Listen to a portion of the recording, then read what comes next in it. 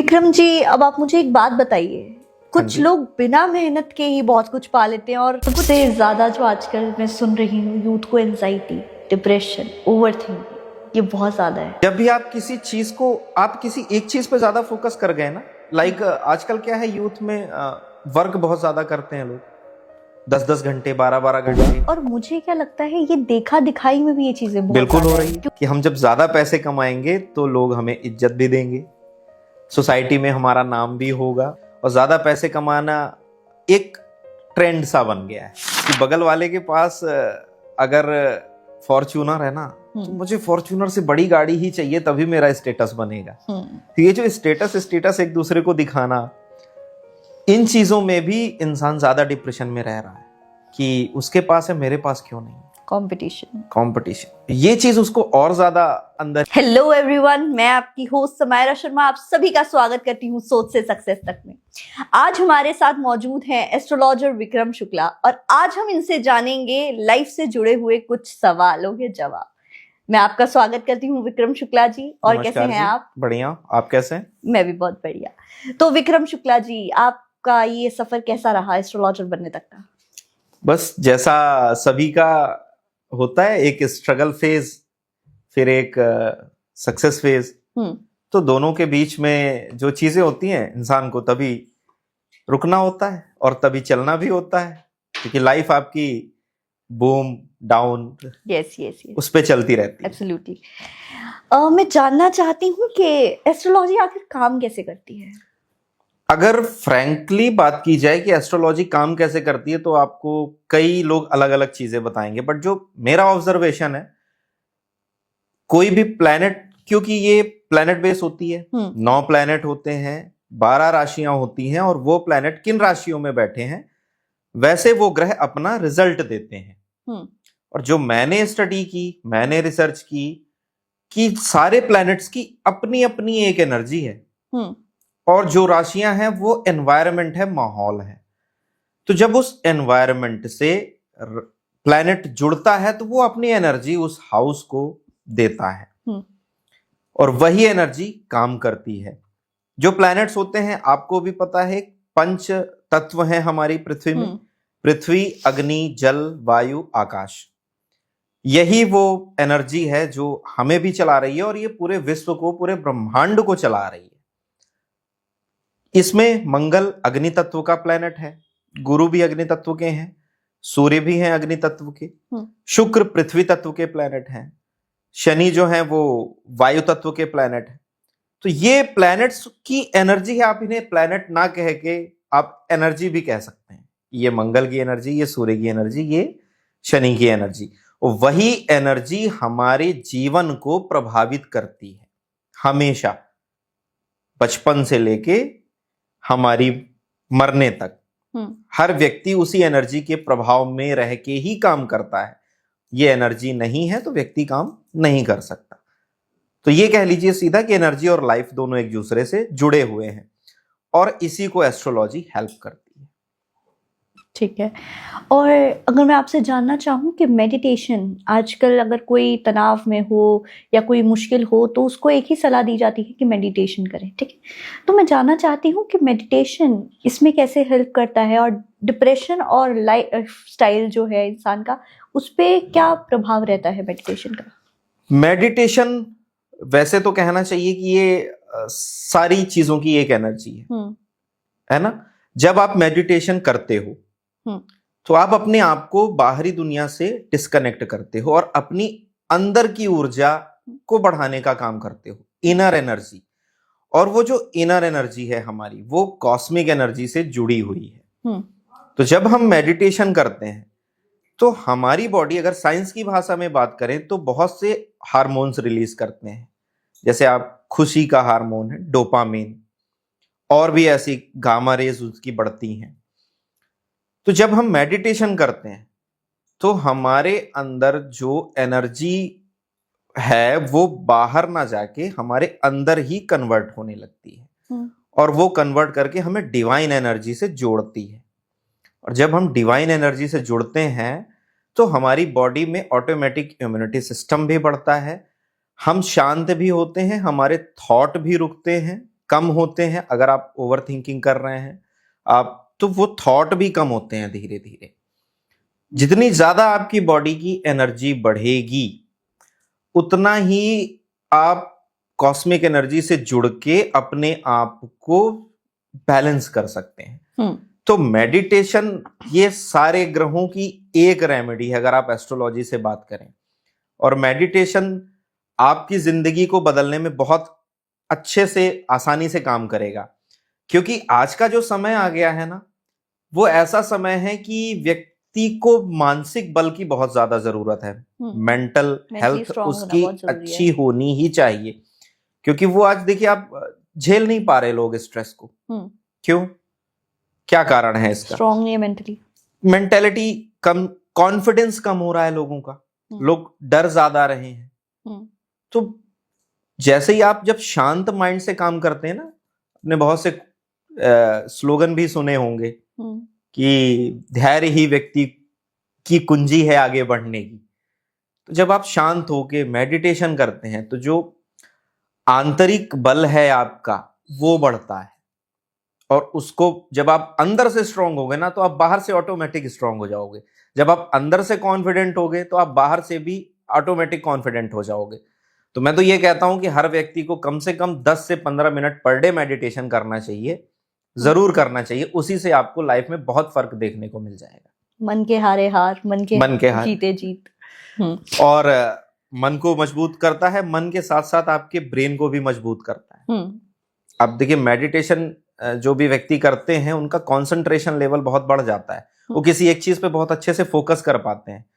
और आजकल ये दिक्कतें हैं, लोग फोकस नहीं कर पा रहे हैं किसी एक चीज में। तो मेडिटेशन आपको बहुत कुछ हेल्प करता है, जो करेगा वही देखेगा। कहते हैं ना कि तैरना अगर आपको सीखना है, स्विमिंग सीखनी है, तो पानी में ही उतरना पड़ेगा। तो जब आप मेडिटेशन करेंगे तो उसके बेनिफिट आपको खुद दिखाई देंगे, वो किसी के बताने से आप उतना भले ना समझ पाए। चलिए, ये तो बात हो गई आपकी मेडिटेशन की। अब अगर हम बात करें मैनिफेस्टेशन की, तो इससे आपकी लाइफ पे क्या प्रभाव पड़ता है? क्या सच में मैनिफेस्टेशन से लाइफ में चेंजेस आते हैं? और मैनिफेस्टेशन मतलब असल तौर में है क्या चीज? मैनिफेस्टेशन एक थॉट प्रोसेस है, और वो थॉट प्रोसेस ऐसी है कि आपने जो सोचा वो घटना घटित हुई। ठीक है। इंसान की जिंदगी में कोई भी चीज जब वो चाहता है, वो सबसे पहले शुरुआत होती है उसकी थॉट प्रोसेस से। जैसे किसी को अमीर बनना है तो सबसे पहले तो उसके थॉट में आएगा कि मुझे अमीर बनना है, वो थॉट आया। फिर वो बार बार उस चीज को सोचेगा कि मुझे अमीर बनना है, मुझे अमीर बनना है। तो जब उसकी आंतरिक ऊर्जा कॉस्मिक एनर्जी से जुड़ के फिर उसे उस तरह का रास्ता दिखाना शुरू कर देती है। लेकिन इंटेंशन आपकी होनी चाहिए उस लेवल की कि आप अपना संदेश कॉस्मिक एनर्जी तक पहुंचा सको। तो मैनिफेस्टेशन का सिंपल सा मतलब है थॉट प्रोसेस। आप जैसा सोचोगे वैसा बन जाओगे। सिंपल अगर एक बात कही जाए तो जितना अच्छा सोचोगे आप उतना अच्छा आपकी इनर एनर्जी भी आपको रिस्पॉन्स देती है। जैसे आप हैप्पीनेस जो होती है उसमें आपकी बॉडी डोपामिन रिलीज करती है। तो जब आप खुश होगे तो आपकी बॉडी डोपामिन देगी, आपको अपने आप खुशी महसूस होगी, शांति महसूस होगी। ऐसे ही मैनिफेस्टेशन काम करता है। अगर आप सोचो कि आप किसी नेगेटिव थॉट को बार बार सोचो, आप थोड़ी देर बाद देखना कि आप वैसे ही होने लग जाओगे। आप खुद ही डिप्रेस्ड हो जाओगे कि नहीं ये काम नहीं हुआ, ये काम नहीं हुआ। तो आपको अपने आप को पॉजिटिव कैसे करना है कि आपको सिग्नल देना है अपने दिमाग को कि ये मेरे लिए पॉजिटिव है, मैं इस काम को कर रहा हूं या कर रही हूं, इस चीज को करने से मुझे फायदा होगा। आप अच्छा सोचो तो अच्छा करो। और इस चीज को अगर एस्ट्रोलॉजी से बात की जाए तो एस्ट्रोलॉजी में 5वां घर जो होता है वो हमारे थॉट प्रोसेस का होता है। सबसे मेन इंपॉर्टेंट है कुंडली का 5वां घर। आप जैसा सोचोगे आप वैसा एक्ट करोगे। तो काम तो एक्ट करेगा, लेकिन पहली प्रोसेस आपकी थॉट प्रोसेस है। पहला आपको सोचना ही पड़ेगा। तो मैनिफेस्टेशन एक शुरुआत है उस काम की। लेकिन अगर कोई ये सोचे कि हम काम करें और सब कुछ बैठे बिठाए हो जाए तो नहीं, उसको वर्क भी करना पड़ेगा, उसको कर्म भी करना पड़ेगा, उसको मेहनत भी करनी होगी। पर पहला काम है उसको जगाना, उसके अंदर वो थॉट प्रोसेस पैदा होनी चाहिए कि हम ये काम करें। और यूनिवर्स का एक सिंपल सा रूल है, जो दोगे यूनिवर्स आपको वही बदले में देगा और कई गुना होके देगा। तो आप अच्छा सोचोगे तभी तो अच्छा करोगे ना, जो बोगे वो पाओगे। आप सोचोगे ही नहीं तो आप करोगे कैसे? तो इसलिए मैनिफेस्टेशन बहुत अच्छी चीज है, लेकिन उसे लोगों ने थोड़ा सा कन्वर्ट कर दिया कि बस सिर्फ मैनिफेस्टेशन ही है। नहीं, मैनिफेस्टेशन को आप अपने कर्मों से जोड़िए। बिल्कुल। एक अच्छा गोल बनाइए अपनी लाइफ का, अच्छे थॉट के साथ काम शुरू करिए, तो आपके कुंडली का भी 5वां घर अपने आप बैलेंस हो जाएगा। आपकी जितनी अच्छी सोच उतना अच्छा आपका काम। ठीक, बिल्कुल। अब मैं आपसे एक सवाल पूछना चाहती हूँ, जैसे कि हम सभी जानते हैं इंसान को सबसे ज्यादा जब एक खुशी होती है वो माँ बाप बन के होती है, जब वो पेरेंट्स बनते हैं। पर आजकल के टाइम में जो है कपल्स कंसीव नहीं कर पा रहे हैं, प्रेगनेंसी इश्यूज हो रहे हैं, इसका एस्ट्रोलॉजी से क्या ताल्लुक है? इसको एस्ट्रोलॉजी से कहना चाहिए, देखिए कुछ समय पहले आज से अगर हम एक पीढ़ी पीछे जाएं तो कई लोगों को आपको 8 बच्चे, 10 बच्चे, 12 बच्चे, 6 बच्चे कॉमन होते थे। कोई ये सवाल लेके एस्ट्रोलॉजर के पास नहीं जाता था कि हमें बच्चा नहीं हो रहा है तो इसका हमें उपाय बताइए। कुछ हेल्थ इश्यूज हो वो अलग बात है, पर मोस्टली मतलब 90% सब ठीक है, लोगों में यही होता था कि सब ठीक है। उसका एक कारण ये भी था लाइफ स्टाइल, कम एज में शादी भी हो जाती थी। आज के समय में थोड़ा एज भी ज्यादा हो गई है, लोग 30-35 तक शादी नहीं करना चाहते हैं। तो जो प्रकृति ने हमें दिया है हमने उसको थोड़ा आगे बढ़ा दिया, थोड़ा timing, hormonal imbalance, stress, anxiety, workload ज्यादा, प्रेशर ज्यादा, वो सब भी वजह है इसमें ना होने का। और एस्ट्रोलॉजी पहले भी थी, एस्ट्रोलॉजी अभी भी है। अगर आप ये कहें अगर शादी की एज को थोड़ा कम कर दिया जाए ना तो मुझे लगता है कि अपने आप ये प्रॉब्लम सॉल्व हो जाएगी। देश काल और परिस्थिति के हिसाब से एस्ट्रोलॉजी काम करती है। अगर जैसे हम यहाँ इंडिया में हैं, हम इंडिया के प्रोस्पेक्टिव में देखें कि कोई काला है या गोरा है तो हमारे यहाँ सांवला कलर मोस्टली चलता है। लेकिन अफ्रीकन कंट्रीज ऐसी हैं कि जहाँ पे काला कलर ही ज्यादा लोग होते हैं। बिल्कुल।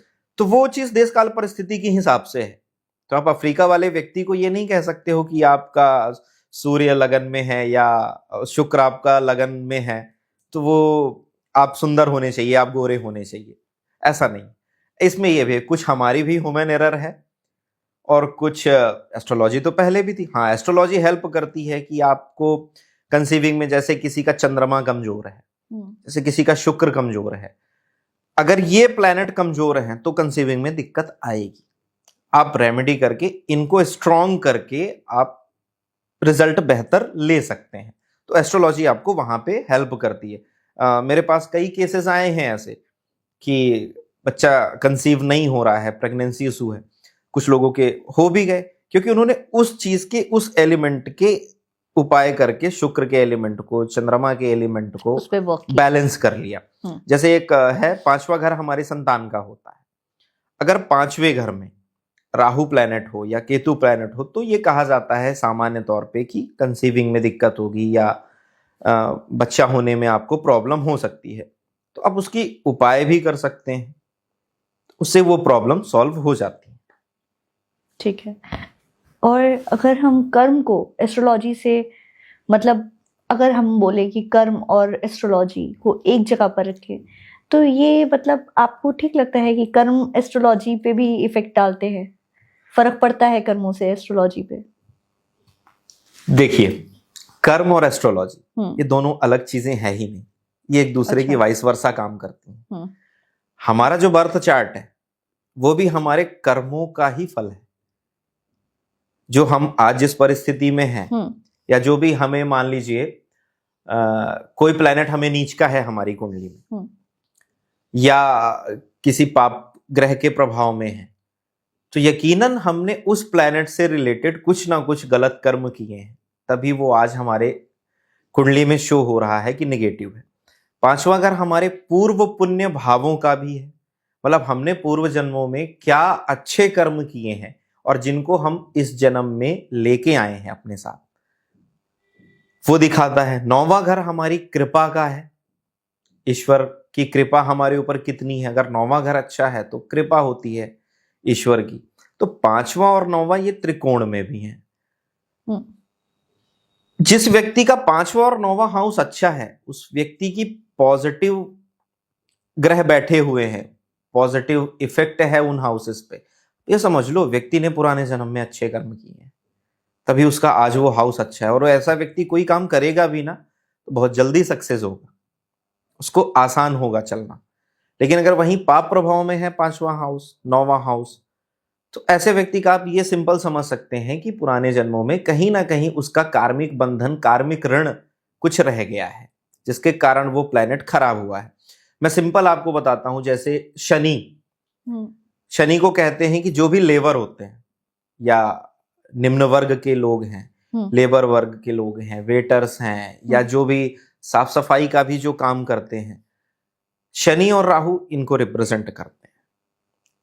अगर आपने इनसे रिलेटेड कोई गलत कर्म किया है तो वही प्लेनेट आपका खराब होगा। शनि और राहु ये तभी खराब होंगे जब अपने आपने उनसे रिलेटेड कुछ गलत काम किए। और अगर आप इस जन्म में भी करोगे, अगर आप करते हैं, अब जैसे कुछ लोगों को मैंने देखा है कि बहुत बात करते हैं, बहुत किसी भी लेबर से या किसी भी अपने सबऑर्डिनेट से तो थोड़ा सा दबा के, डोमिनेट करके, या उनके दिलों को दुख देते हैं। तो जब आप दुख देते हैं तो ऑटोमेटिक आपका चंद्रमा डिसबैलेंस हो जाता है। तो ये सब कुछ कर्मों से ही जुड़ा हुआ है। एस्ट्रोलॉजी हो या मेडिटेशन हो या कोई भी चीज हो, एस्ट्रोलॉजी थोड़ा सा भूल गया,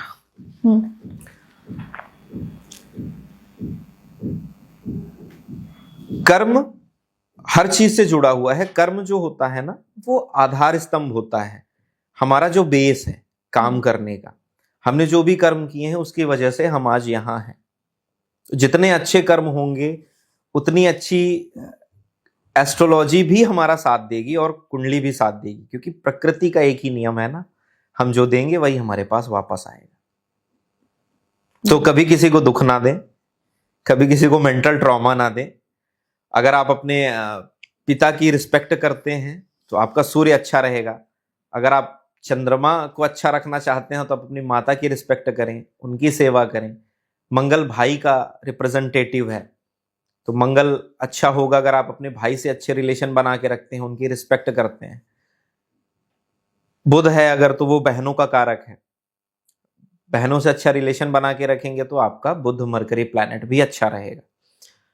और राहु केतु, आप जो लेबर वर्ग हैं उनसे अच्छा रिलेशन बना के रखें। आप उन्हें, आप देखा कभी आप रेस्टोरेंट में जाइए, जो भी वेटर्स होते हैं या जो गार्ड होते हैं, आप उनसे अच्छे से बात करके आइए, आप उनको थोड़ी सी टिप करके आइए, टिप दे के आइए, वो आपका ऑटोमेटिक शनि राहु को बैलेंस कर देगा। आप उनसे डिसरिस्पेक्ट ना करें। तो मैं तो यही कहूंगा कि डिसरिस्पेक्ट तो वैसे भी किसी को किसी से नहीं करनी चाहिए, और अगर आप डिसरिस्पेक्ट करते हैं तो ये आपके प्लैनेट को भी खराब करता है। और वहीं पे फिर कई लोग आते हैं, उनकी कुंडली में उच्च के प्लैनेट बैठे होते हैं, लेकिन कहते हैं हमें रिजल्ट क्यों नहीं मिल रहा है, हमारी तो दशा भी आ गई, हमें तो अच्छा होना चाहिए था। पर जब मैं उनसे पूछता हूं तो कभी कभी तो बोल देते हैं पर कभी नहीं भी बताते हैं। फिर मैं कहता हूं आपने क्या किसी की पेमेंट रोकी है, या आपने किसी का हक किसी को नहीं दिया है।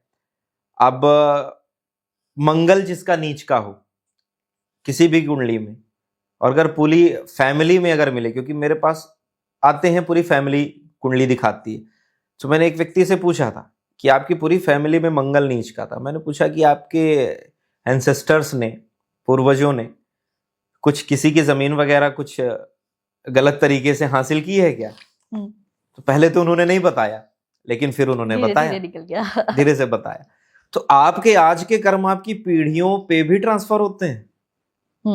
ये भी ध्यान रखने वाली बात है। तो ये कर्म का सिद्धांत तो बहुत बड़ा सिद्धांत है।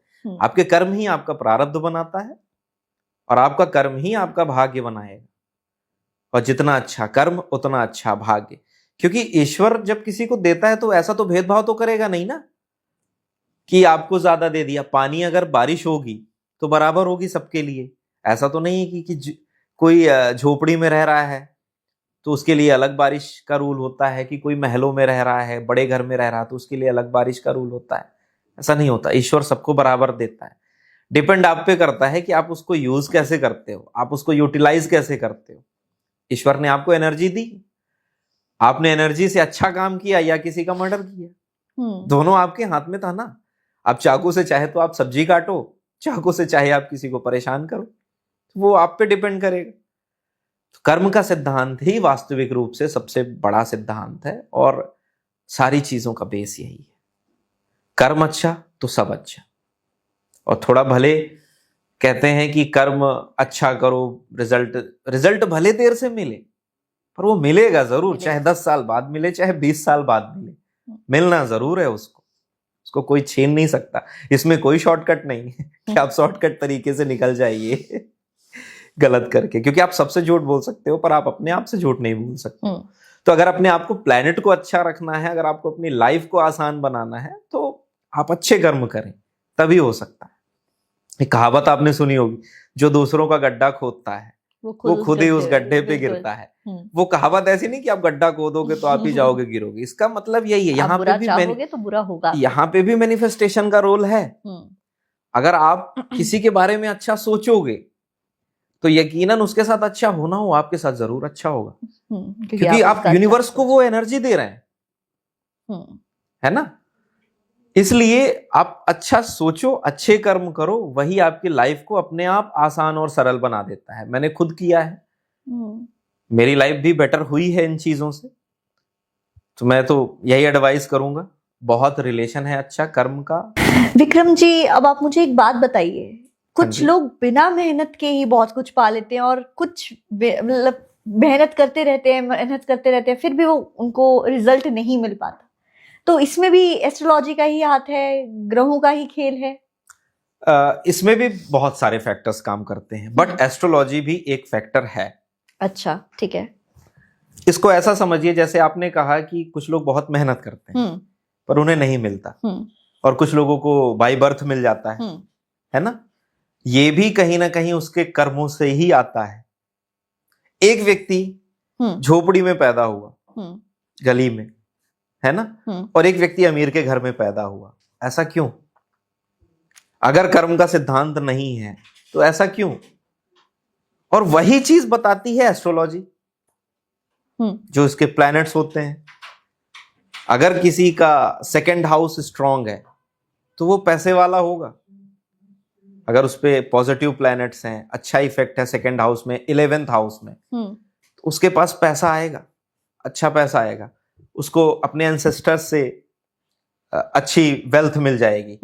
अब हो सकता है कि वो अपनी वेल्थ अपने कर्मों से बर्बाद कर दे, पर भाग्य का काम है उसको मिलना। वो मिलेगा, उसको मिला, वो मिलेगा। वो संभाल पाए या ना संभाल पाए वो उसके व्यक्तिगत हाथ में है, उसके व्यक्तिगत कर्मों पे डिपेंड करेगा। समझ गई। तो आपने बिल्कुल सही कहा, ये होता है कि कोई अमीर, कोई कम मेहनत में भी ज्यादा पाता है और कोई ज्यादा मेहनत करके भी कम पाता है। अगर आपके भाग्य भाव में शनि बैठा है यानी 9th हाउस में, तो भी आपका भाग्य देर से काम करेगा, बट करेगा, पर करेगा। शनि डिले करता है, डिनाई नहीं करता है। तो जब भी आप किसी की कुंडली में शनि को देखें तो आप उसे ये कह सकते हैं कि बेटा आप मेहनत अच्छी करना, आपको मिलेगा जरूर, थोड़ा हो सकता है देर से मिले पर मिलेगा। और शनि का सिद्धांत है, शनि सिखा के देते हैं। शनि आपको लायक बना के ही देते हैं, आपके पेशेंस को चेक करते हैं। कई बार तो ऐसा भी हो जाता है कि जब आप उस चीज को पाने के लिए कुछ कर्म कर रहे हो ना, और जब आपकी इच्छा मर गई अंदर से कि नहीं अभी ये मुझे नहीं चाहिए, तो शनि देते हैं और सॉलिड देते हैं। फिर वो आपसे कोई छीन नहीं सकता उसको। अगर शनि 9th हाउस में है तो ऐसा कहा जाता है कि 36 की एज के बाद ही आपको एक लाइफ का एक स्टेबल फेज और सक्सेस का फेज मिलेगा। तो जो 20 साल में अपनी कुंडली लेके आया वो ये कहता है मतलब हम 16 साल के आगे में, नहीं, मेहनत करो, वही 16 साल की आपकी मेहनत आपको उधर आगे लेके जाएगी। और अगर किसी का गुरु 9th हाउस में है तो फिर तो कहना ही क्या, फिर तो उसको कम मेहनत में भी ज्यादा चीजें मिल जाएंगी। तो यही चीज एस्ट्रोलॉजी बताती है कि अगर आपके गुरु 9th हाउस में है तो आपको सक्सेस जल्दी मिलेगी, आप किसी भी काम को करोगे तो भाग्य भी आपका साथ देगा। और अगर शनि 9th हाउस में है तो आपका भाग्य आपका देर से साथ देगा। अब 3rd हाउस सामने होता है 9th हाउस के, वो हमारी मेहनत और हमारे एक्शन का हाउस होता है, हम मेहनत कितनी करते हैं। तो अगर 9th लॉर्ड 3rd में बैठा है तब भी ये होगा कि बेटा मेहनत करो, आपका मेहनत ही आपका भाग्य बनाएगा, वो आपको मेहनत से ही मिले। जो कुंडली है ना हमारी, उस पे कर्म और भाग्य दोनों दिया हुआ है, दोनों चीजें। वो ऐसा नहीं कि ये सिर्फ भाग्यवादी सिद्धांत पे काम कर रही है, नहीं, कर्म और भाग्य दोनों दिया गया है। और आप उसको एक मैप की तरह यूज करिए कि हम कैसे कर्म करें ताकि हम वो चीज को पा सकें। जैसे क्रिकेट मैच आपने देखा होगा जब होता है 2 देशों का, तो एस्ट्रोलॉजर के पास लोग ये पूछते हैं जाके कि कौन जीतेगा। मैं उन्हें ये कहता हूं सही सवाल पूछो कि कैसे खेलें, हम कौन सा ऐसा तरीका अपनाएं कि हम अपनी स्किल को आगे बढ़ा सकें, प्लैनेट की हेल्प ले सकें, वो चीज आपको मैच जितवाएगी, स्ट्रेटेजी आपको मैच जितवाएगी। तो लाइफ में अगर आपको सक्सेस होना है तो मेहनत तो देखो आपको ही करनी पड़ेगी, लेकिन एस्ट्रोलॉजी आपको हेल्प जरूर करेगी। हमारे ऋषि मुनियों ने हमें ये साइंस दी है और खाली तो नहीं हो सकती, क्योंकि हर प्लैनेट की अपनी अपनी ग्रेविटी है, अपनी अपनी ग्रेविटेशनल पावर में वो काम कर रहे हैं। आप देखो चंद्रमा है, टाइड्स आते हैं, है ना, समुद्र में ज्वार भाटे भी आते हैं। अब सूर्य की रोशनी में खड़े हो जाओ दोपहर को 12 बजे, आपको गर्मी भी लगेगी, पसीना पूरा इफेक्ट दिखता है। अब क्या है कि जुपिटर प्लैनेट, शनि प्लैनेट हमसे दूर है, इसलिए उनका डायरेक्ट इफेक्ट नहीं दिख रहा, पर इन फ्यूचर जब भी हमारी रिसर्च आगे बढ़ेगी तो ये भी दिखेगा कि उसका भी इफेक्ट हमारे ऊपर, हमारी ग्रेविटी में है, और ये चीज होगी। देखिएगा, जब हम मेडिटेशन करते हैं ना, या मेडिटेशन में जब हम उस फेज में होते हैं, तो जो प्लैनेट्स होते हैं उनकी ग्रेविटेशनल पावर हमारे ऊपर कम होती है। पृथ्वी की भी एक ग्रेविटेशनल पावर है, तभी हम यहां पे खड़े हुए हैं, नहीं तो हम भी उड़ रहे होते। ऐसे ही हर ग्रह की एक अपनी अपनी ग्रेविटेशनल पावर है, वो आपको इफेक्ट दिखाती है। एक कहावत है कि जब हम लोगों ने एस्ट्रोलॉजी शुरू की और सीखी तो एक कहा जाता था कि कभी किसी भक्त की कुंडली का, किसी साधक की, किसी योगी तपस्वी की कुंडली का एनालिसिस मत करना, क्योंकि वो ग्रहों से परे होता है। अब ऐसा होता क्यों है? क्योंकि जब वो भक्ति में जाता है ना, तो वो ईश्वर के सानिध्य में हो जाता है, या तो वो मेडिटेशन के फेज में होता है जब, तो वो उस ग्रेविटेशनल पावर को कम कर देता है। आपने कई बार सुना होगा कि कई साधु संत ऐसे हैं जो अपने शरीर को हवा में भी उड़ा देते थे। उनकी आप कैमरे पे फोटो खींचिए। एक लहड़ी महाराज जी थे, सिद्ध संत, कैमरे पे उनकी फोटो नहीं आती थी। आप उनकी फोटो खींचो, उनकी फोटो नहीं होगी, बाकी सबकी होगी। मतलब वो करते क्या थे? मेडिटेशन की पावर से अपने बॉडी के अंदर प्रकाश को, लाइट को रोक देते थे, क्योंकि जब तक लाइट रिफ्लेक्ट होके आपकी आंखों पे नहीं जाएगी तब तक आप मुझे नहीं देख पाओगे। तो वो जैसे लाइट आई, इतनी पावर है मेडिटेशन में कि वो जो आप 5 तत्वों पे, 5 एलिमेंट पे, अग्नि, वायु, जल, आकाश, आपके हिसाब से काम करना शुरू करते हैं। और मेडिटेशन से यही व्यक्ति आगे बढ़ता है। लेकिन यहाँ का जो मेडिटेशन है वो ठीक है, आपको स्ट्रेस, एंजाइटी, डिप्रेशन, इनसे बचाने का काम जरूर अच्छे से करेगा। और ये एक रेमेडी है जो है, अगर आप कुछ नहीं कर सकते तो 10 मिनट मेडिटेशन करिए, उससे आपकी एनर्जी ऑटोमेटिक बैलेंस हो जाएगी। और एस्ट्रोलॉजी में भी ग्रहों की रेमेडी भी है ये चीज। चलिए अब थोड़ा सा इसको हम यूथ की तरफ लेके जाते हैं, ठीक है? तो सबसे ज्यादा जो आजकल मैं सुन रही हूँ, यूथ को एंजाइटी, डिप्रेशन, ओवरथिंकिंग, ये बहुत ज्यादा है। बहुत ज्यादा सुना जाता है कि छोटी छोटी चीजों पे जो है यूथ परेशान हो जाता है। जैसे पहले के जो लोग थे वो मेंटली बहुत स्ट्रांग हुआ करते थे। हाँ। उनको ज्यादा चीजों से फर्क नहीं पड़ता था, और अगर कोई मुसीबत पे आती थी, कोई ऐसी चीज भी होती थी, तो वो बहुत नॉर्मलाइज कर उसको उससे डील करते थे। पर आज के टाइम पे ये जो है ये मानसिक तनाव का रूप ले रही है। तो इसमें आप क्या सलाह देना चाहेंगे यूथ को कि क्या करे? क्या कोई ऐसा आप कोई ऐसी टिप उन्हें देना चाहें, या फिर ऐसा कोई आप कुछ बताना चाहे जिससे ये इन चीजों में उनकी मदद करे और इस चीज को कम करे? डिप्रेशन, एंजाइटी, पैनिक अटैक बहुत कॉमन हो चुका है आज के टाइम में। इसमें भी बहुत सारे फैक्टर इंक्लूड होते हैं।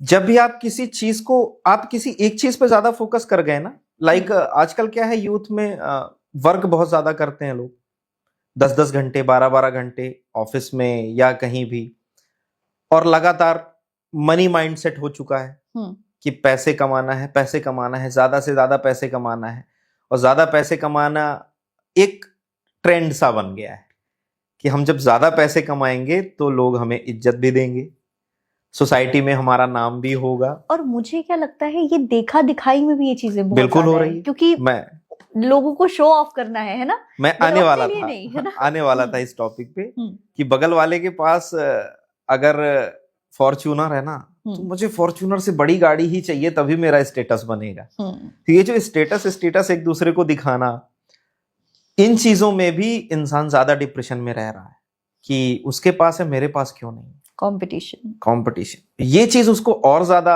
अंदर ही अंदर, कहते हैं ना, बार बार वही थॉट रिपीट होता है। और जिसका चंद्रमा कमजोर हो उसके साथ भी ये दिक्कत है, क्योंकि वो बार बार वही चीज रिपीट मोड पे बार बार सोचेगा। चंद्र केतु अगर किसी की कुंडली में युति में हो, कंजक्शन में हो, ये हम एस्ट्रोलॉजी से भी देख सकते हैं। चंद्र केतु अगर किसी का कंजक्ट हुआ या राहु के साथ चंद्रमा हुआ, तो भी व्यक्ति बहुत ओवरथिंकर होगा। आप उसको कह सकते हैं कि आप किसी भी एक चीज पे ज्यादा लगेगा ना, तो बार बार उसी को रिपीट करेगा, मुझे ये चीज चाहिए चाहिए चाहिए चाहिए, वो उसी पे चलता जाएगा। ऐसे कॉम्बिनेशन दिखेंगे, फिर वो डिप्रेशन में जाएगा। और जब हम नेगेटिव थिंकिंग सोचते हैं ना, अंदर ही अंदर एक हार्मोन्स हमारी बॉडी में भी निकलते हैं, जो हार्मोन्स उन चीजों को करते हैं। फिर होती क्या, उसको नींद नहीं आती, नींद ना आने की प्रॉब्लम, बार बार वही सोचना।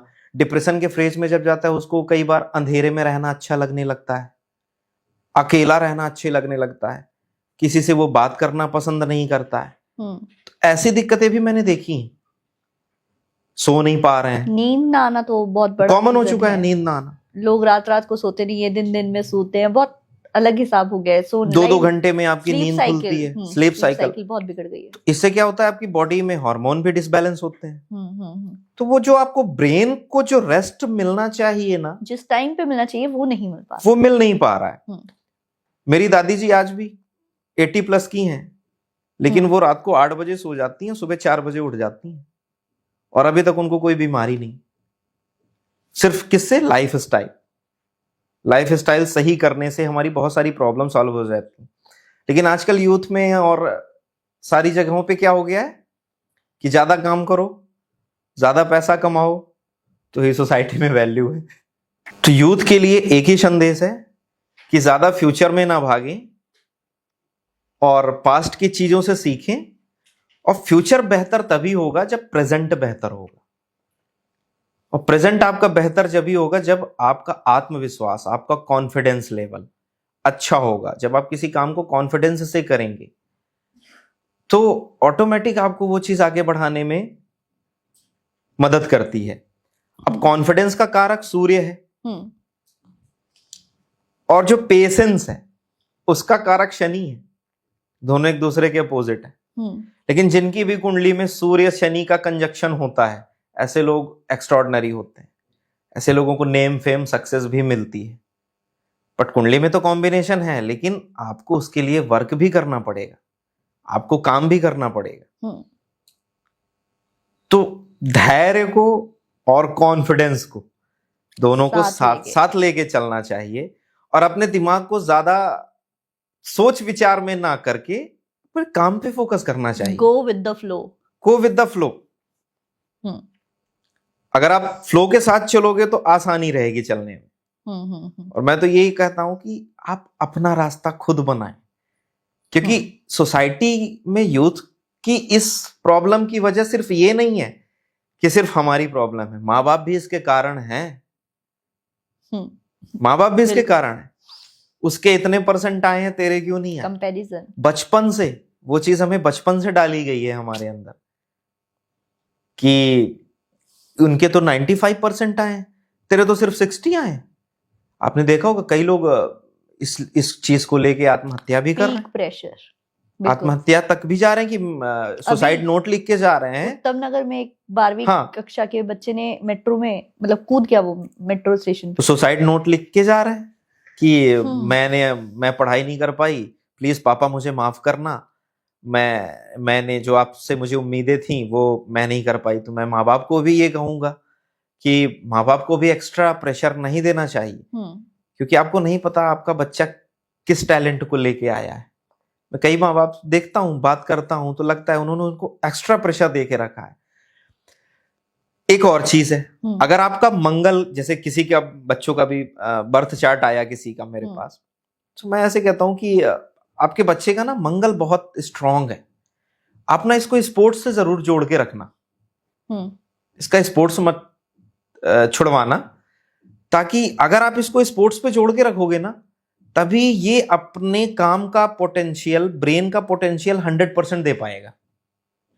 लेकिन माँ बाप क्या करते हैं, बेटा एग्जाम आ गया, खेलना बंद कर दो, टोटल बैठ गए, पढ़ते रहो, तो उसका ब्रेन उस चीज को कैच ही नहीं कर पाता, क्योंकि उस व्यक्ति की एनर्जी ही ऐसी थी कि जब वो स्पोर्ट्स में या अपनी बॉडी को कहीं थकाएगा तब उसका ब्रेन ज्यादा अच्छा काम करेगा।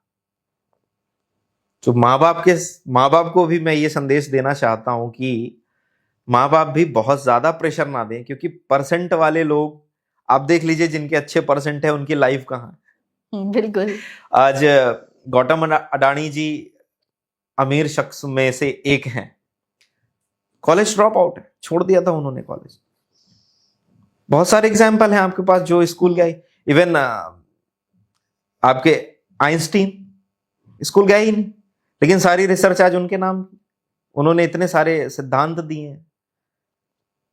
बिल्कुल। तो एजुकेशन में जरूरी है कि एजुकेशन दी जाए, प्रैक्टिकल एजुकेशन ज्यादा दी जाए थ्योरेटिकल की जगह।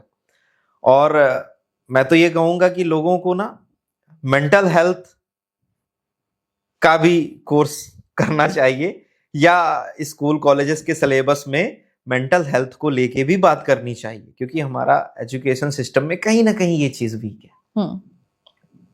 लोग इमोशनली नहीं समझ पा रहे हैं।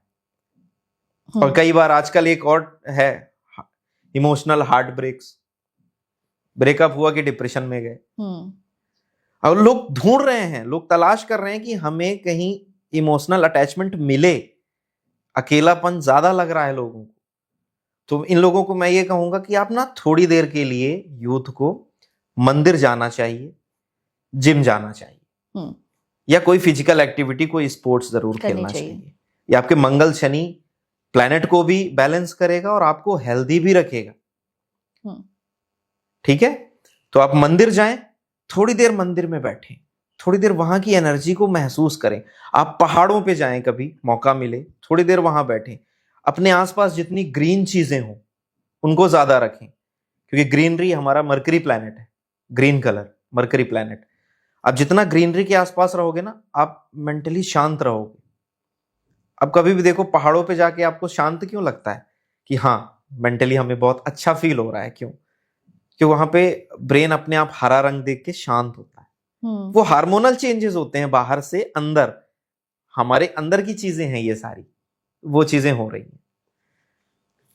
तो ये है यूथ को संदेश, और माँ बाप को भी, बच्चों को भी, कि सभी एक दूसरे को समझें। और एक चीज की और कमी आई है, माँ बाप ने कुछ ज्यादा भी केयर दे दी बच्चों को, बहुत छुई मुई बच्चे बना दिए गए। छुई मुई एग्जैक्ट वर्ड आपने कहा, कि उनको ना लाइफ में स्ट्रगल फेस करने भी नहीं दिया गया। कोई प्रॉब्लम है, माँ बाप करके दे रहे हैं, हर चीज पे डिपेंड है वो। हाँ, क्या करना है, अरे हमारा बेटा तो कर ही नहीं पाएगा, उसको घर के अंदर रख रहे हैं, अरे बेटा तू तो कर ही नहीं पाएगा। मैं कहता हूं उन्हें फ्रेस करने दो चैलेंजेस। व्यक्ति जितने ज्यादा चैलेंजेस फ्रेस करेगा उतना स्ट्रांग बनेगा, उतना स्ट्रांग बनेगा। बिल्कुल। और कई बार उसको अकेला भी छोड़ना भी अच्छा है कि हार्ट ब्रेक हो गया ना, ठीक है चल कुछ दिन रह ले, अपने आप ठीक हो जाएगा। बिल्कुल। विकास देवकीर्ति जी ने एक बात कही थी, उनके रील में सुनी थी कि व्यक्ति का 2 बार तो हार्ट ब्रेक होना चाहिए, 2 बार ब्रेकअप होना चाहिए लाइफ में, तो उसे समझ आ जाता है कि ये ऐसे ही चलता रहेगा। तो स्ट्रांग होना है, आप अपने मानसिक मनोबल को ज्यादा महत्व दें। जो व्यक्ति अब मानसिक रूप से स्ट्रांग होगा वही आगे सरवाइव कर पाएगा। बिल्कुल। तो बात लाइफस्टाइल की चल रही है, तो लाइफस्टाइल में एक जो मेन रोल प्ले है वो खान पान का भी है। तो आप खान पान से अगर मैं बोलना चाहूँ कि नॉन वेजिटेरियन भी है, पीने से आप समझते ही हैं कि नशे पते भी आजकल जो यूथ है वो कर रही है, लोग कर रहे हैं, तो उससे भी हमारे ग्रहों पे इफेक्ट पड़ता है। ग्रहों पे भी इफेक्ट पड़ता है और लाइफ में भी। अब देखिए व्यक्ति नशे की ओर जा क्यों रहा है, कारण क्या है? स्ट्रेस। कोई भी मादक पदार्थ, जैसे आप ड्रिंक की बात करें या और भी जो भी, उसको लेने के बाद होता क्या है, व्यक्ति अपने आप को भूलता है, शांत होता है थोड़ी देर के लिए, उसको अपना ही तनाव कम होता है, अपना ही स्ट्रेस कम होता है, तो वो लेने के बाद ना वो स्ट्रेस लूज महसूस करता है, इसलिए वो जाता है बार बार इन चीजों का सेवन करता है। और आप देखो जितने भी लोग लेने के बाद वो एकदम उनकी कॉन्शियस ही काम नहीं करती। क्यों?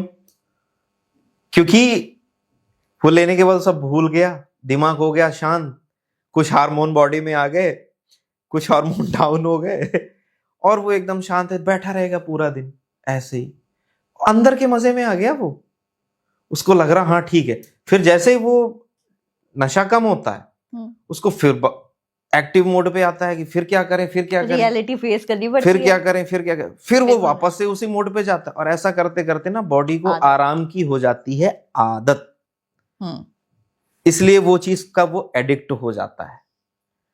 और ये एडिक्शन देखना है तो आप कुंडली पे राहु की पोजीशन देख लीजिए। पर मैं आपसे पूछना चाहती हूँ कि तो बहुत पुराने समय से ये चीज चलती आ रही है।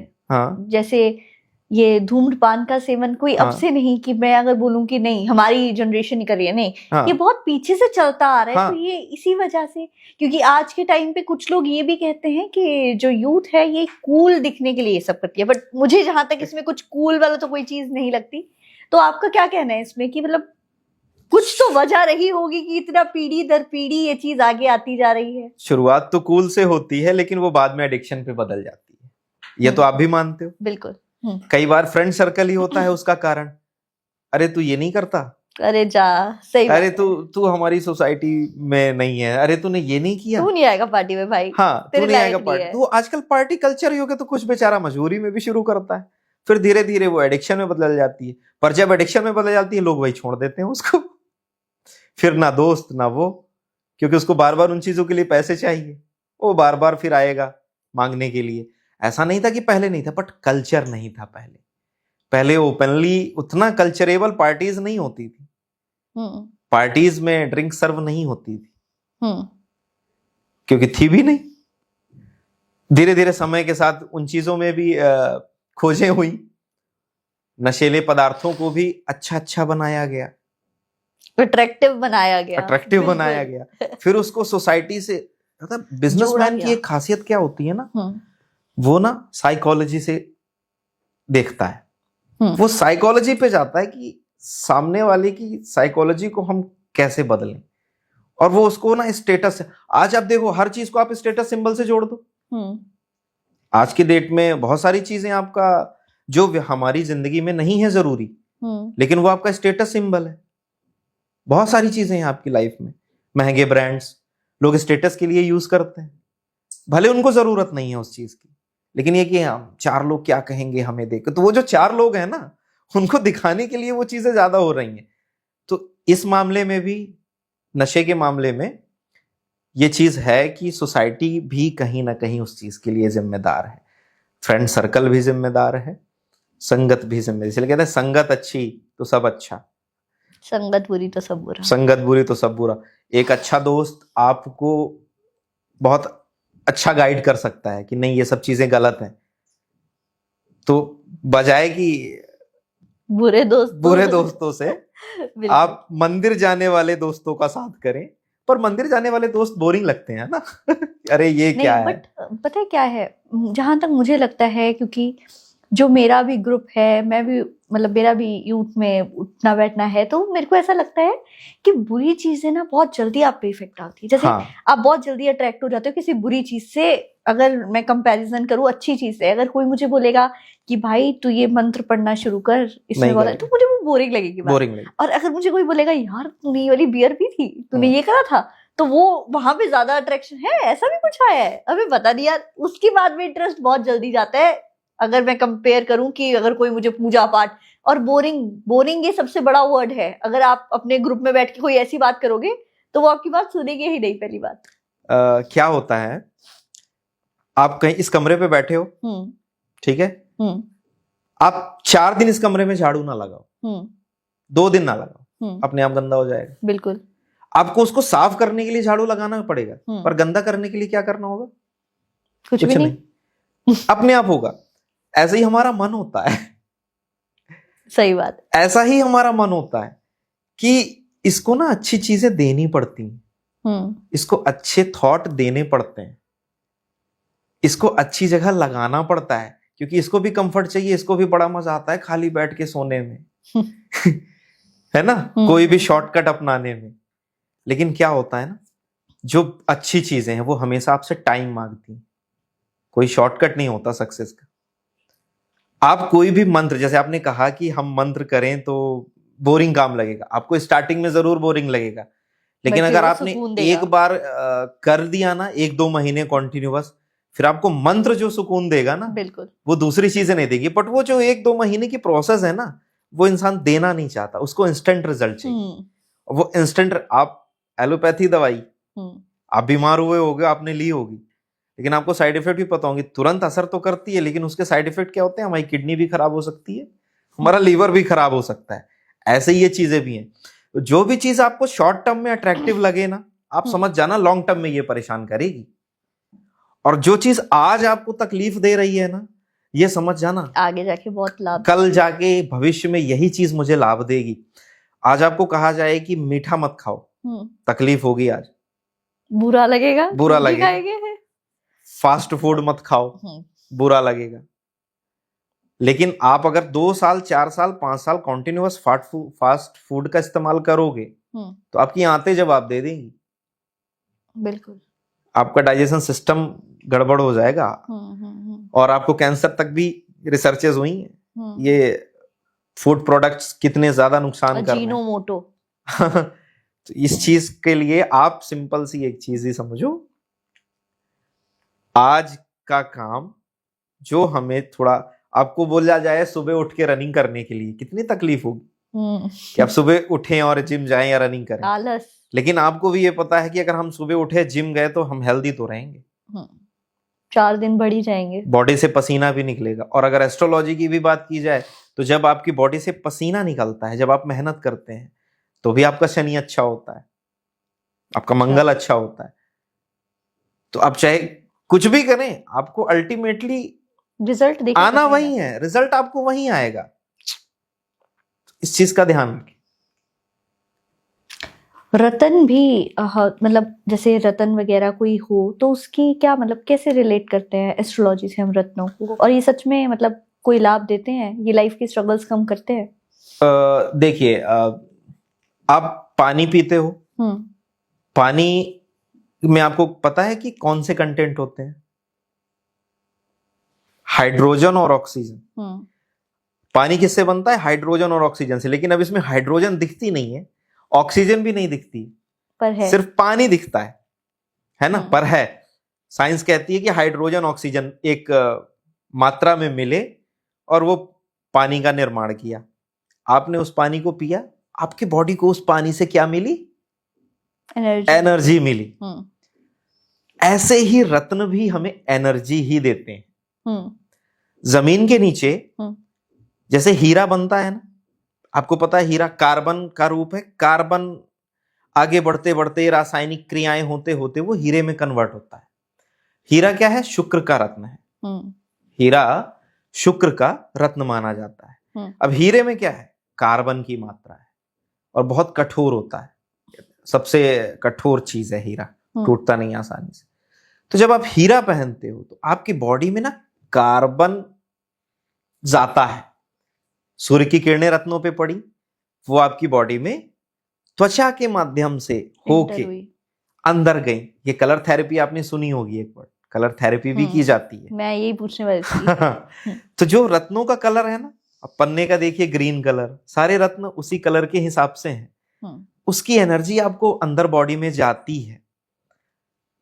आपकी बॉडी में विटामिन डी अगर कम है, सूर्य आपका कमजोर है, जिसका सूर्य कमजोर होगा उसकी बॉडी में बार बार विटामिन डी की डेफिशिएंसी होगी। तो ऐसे व्यक्ति अगर माणिक रत्न धारण करें तो उनकी बॉडी में उस एलिमेंट को वो फुलफिल होता है। ये ऐसे काम करते हैं, ये साइंटिफिक लॉजिक से काम करते हैं। बाकी ऐसा नहीं कहूंगा मैं कि इसको पहनते ही आपके पास करोड़पति हो जाएंगे, आप करोड़ों रुपए आ जाएंगे आपके पास। लेकिन अगर आपने इसको यूज किया, आपने मंत्र को यूज किया, अपने रत्नों का यूज किया, तो ये आपकी बॉडी की ही एनर्जी को बढ़ाएंगे, जिससे आप काम अच्छा करेंगे। और जब आप काम अच्छा करेंगे तो रिजल्ट ऑटोमेटिक अच्छा आएगा। ये है रत्नों का काम करने की प्रोसेस। मोती रत्न है, मोती रत्न चंद्रमा का रिप्रेजेंटेटिव है। जिसका भी चंद्रमा कमजोर हो, आप मोती रत्न उसको पहनाए तो उसके मानसिक रूप से उसकी जो इमोशनल इम्बैलेंस है वो सही होने लगता है। तो ये रत्न ऐसे काम करते हैं। हर रत्न का एक साइंटिफिक फॉर्म है, साइंटिफिक रूप से। रत्न की एक अपनी ऊर्जा है, रत्न की एक अपनी एनर्जी है। और अगर आपकी बॉडी में वो एनर्जी कम है तो आप रत्नों का यूज करके उसको फुलफिल कर सकते हैं, उसको बढ़ा सकते हैं। इनसे मैं एक इंसिडेंट बताऊंगा। मैंने एक नीलम सजेस्ट किया था अपने क्लाइंट को। फिर नीलम पहनने के बाद मैंने उनसे पूछा कि आपको इफेक्ट क्या हुआ। वो गवर्नमेंट जॉब की प्रिपरेशन करते थे। तो मैंने कहा इफेक्ट बताइएगा मुझे पहनने के बाद क्या हो। तो उन्होंने कहा कि पहले मैं ना सुबह 7 बजे उठ के पढ़ता था और उठने में थोड़ा सा मुझे ना आलस ज्यादा आता था। लेकिन जब मैंने नीलम पहना उसके बाद मेरी थोड़ा सा मुझे बॉडी में एनर्जी अच्छी लगी और मैं 5 साढ़े 5 बजे सुबह उठने लगा। क्योंकि मुझे 10 बजे ऑफिस भी जाना होता था तो मेरे पास पढ़ने का टाइम कम होता था।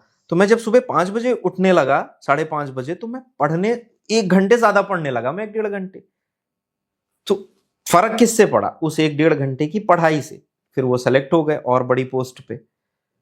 ये ऐसे फायदा करते हैं रत्न। मैं क्योंकि अपने क्लाइंटों से भी पूछता रहता हूं कि आपको पहनने के बाद कैसा महसूस हुआ, तो वो ये फीडबैक वही देते हैं कि मुझे ऐसा महसूस हुआ। कई लोग हैं अगर गलत रत्न पहना जाए तो वो नुकसान भी करता है। क्योंकि मैंने खुद, जैसे मेरी जो कुंडली है उसके अकॉर्डिंग मुझे नीलम की जो एनर्जी है वो मुझे सूट नहीं करती, क्योंकि मैं सूर्य वाला हूँ।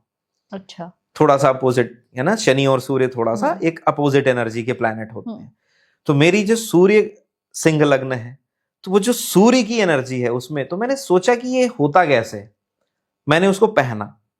उसको पहनने के बाद मैं 2-4 घंटे में ही मुझे वो घबराहट होने लगी। उसके बाद मैंने फिर दोबारा ट्राई किया कि दोबारा कैसे पहनते। तो मैं रात भर सो नहीं पाया, दिमाग जगा हुआ सा, नींद आई मुझे कि मेरा ब्रेन एक्टिव है, मैं भले लेटा हूं। फिर एक बार और मैंने एक दिन में निकाल दिया। फिर मैंने एक बार और पहना, तो उससे ना मुझे थोड़ा सा ब्रेन में यहां पीछे दर्द शुरू हो गया। और ऐसा दर्द मुझे पहले कभी नहीं हुआ, और वो 1 वीक में जल्दी जल्दी हुआ, 2-3 बार 1 वीक के अंदर। तो मैंने कहा यार, लगता है मुझे हो सकता है ये नीलम का साइड इफेक्ट हो सकता है। फिर मैंने वो नीलम निकाल के रख दिया। तो गलत रत्न आपको बीमार जरूर कर सकता है और इफेक्ट जल्दी दिखाएगा, और सही रत्न आपको एनर्जी भी अच्छी देगा और हो सकता है कि आपकी लाइफ को चेंज भी करते। ये एक्टिवेट और डीएक्टिवेट क्या है रत्नों में? मतलब कुछ ऐसा भी होता है कि एक्टिवेट करना पड़ता है कोई रत्न? जैसे मैंने बहुत लोगों से सुना है जो रुद्राक्ष होता है वो एक्टिवेट करना पड़ता है, अभिमंत्रित करते हैं। हाँ, एक्टिवेशन, अभिमंत्रित, हमारी भाषा में उसे अभिमंत्रित करना बोला जाता है। अच्छा, देखिए, आपने मंदिर बनते हुए देखा होगा। मंदिर होता है, मंदिर में जो भी मूर्ति होती है सबसे पहले उसकी प्राण प्रतिष्ठा की जाती है। हाँ। की जाती, एक दिन डिसाइड होता है, फिर उसमें आवाहन किया जाता है, एक प्राण प्रतिष्ठा करके उस मूर्ति को स्थापित किया जाता है, तब माना जाता है कि ये मूर्ति। जैसे आप नवरात्रि में 9 दिन देवियां रखी जाती हैं, तो जो पहला दिन होता है उसमें माता का आवाहन किया जाता है, और जब 9 दिन हो जाते हैं विसर्जन के दिन, उनको ये कहा जाता है कि माता जी अब आप जाएं, और फिर उसके बाद वो उसको विसर्जित किया जाता है। इस प्रक्रिया को भी रत्नों में, रुद्राक्ष में या इन चीजों में मंत्रों के माध्यम से उसको एनर्जाइज किया जाता है, उसको एक्टिवेट किया जाता है। ये चीज होती है, उसके फर्क, काम करने के फर्क में और असर में चेंजेस आते हैं। जो अभिमंत्रित चीज होगी वो आपको ज्यादा असर करेगी। अभिमंत्रित की बहुत सारी प्रोसेसेस हैं। कई बार उसको अनाज में रखा जाता है, कई बार कच्चे दूध में, अनाज में, गंगा जल में, ये चीजें भी की जाती हैं। फिर उसमें मंत्रों का पाठ भी किया जाता है, जाप भी किए जाते हैं, धारण की जाती है। तो वो जो जाप किए जाते हैं वो मंत्रों की एनर्जी है जो उसको मिल रही है, तो उसमें मंत्रों की एनर्जी आती है।